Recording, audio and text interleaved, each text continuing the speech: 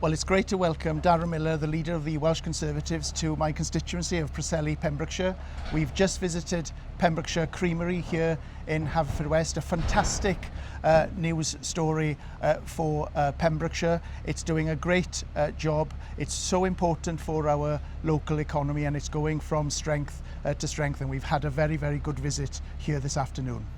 Make sure you have plenty of milk in your tea or coffee today to support this fantastic Welsh business. A great success story here in Pembrokeshire and going from strength to strength. Let's do all we can to make Wales the prosperous nation it should be by supporting businesses like this and helping them thrive.